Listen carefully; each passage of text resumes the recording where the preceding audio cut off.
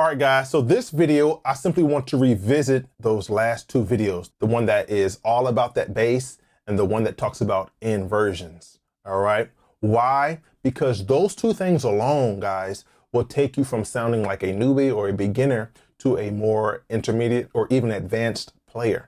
So I would like to demonstrate that with this chord progression, okay? So let's dive right in. So this chord progression, guys, we're going to start with the 6-4-1-5. This is the only chord progression we're going to use, actually.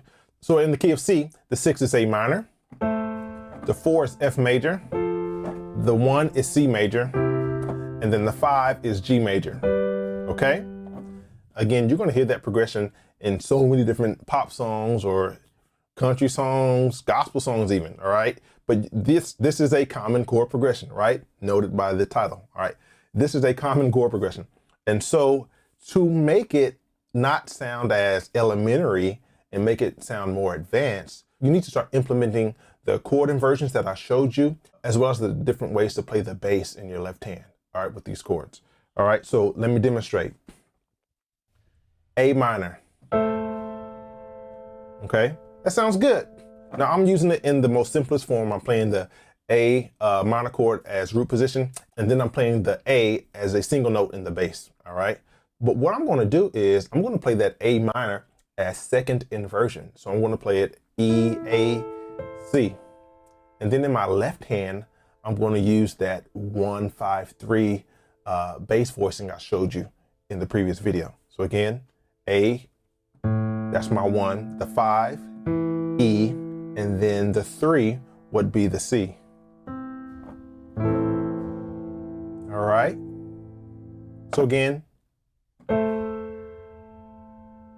versus, right? That alone sounds a lot fuller than just that fundamental way of playing that chord, okay? So I'm actually going to use that same finger in my left hand for all the notes we play, okay? So again, all right, so I went from the A minor to the F major, and I'm playing the F major again in second inversion. Okay, and then I'm going to play the C in root position in my right hand. Okay, and then I'm going to play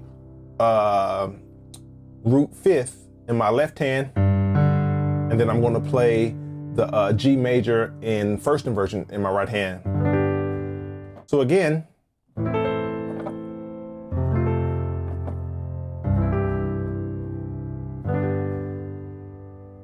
all right.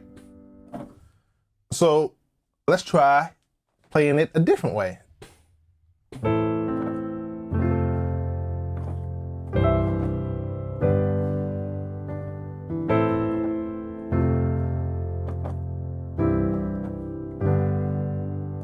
All right.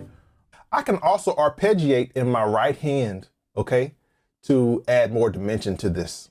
All right. So let me show you.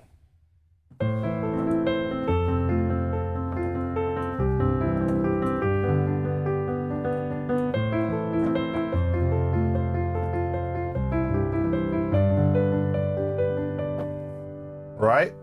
So many different ways you can apply those concepts, all right, by alternating the different styles of playing in the left hand with your bass notes, as well as inverting the chord or even playing arpeggios in your right hand, all right?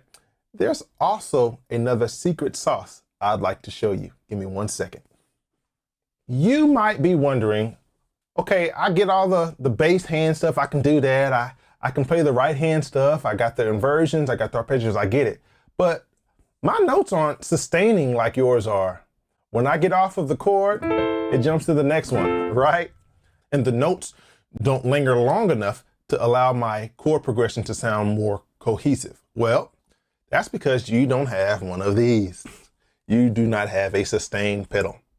Now, this is not necessarily a cheap one. They all are probably in that $30, $40 range, $50 range. There are some that might be $20, but a sustain pedal, all it does is allows your notes to be held out longer when you pick your hands off the keyboard. Now, this isn't the exact one I'm using. I actually have one beneath the keyboard that I'm playing here, okay?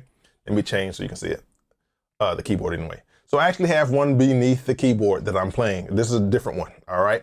However, the concept is the same. So again, when I press the sustain pedal, the notes will be held out. And when I release it, the note stop, okay? So again, this is a great tool to have when you are playing these progressions as well, or playing piano, period. All right, awesome. Well, guys, that's my time, and I will see you in the next video. Take care.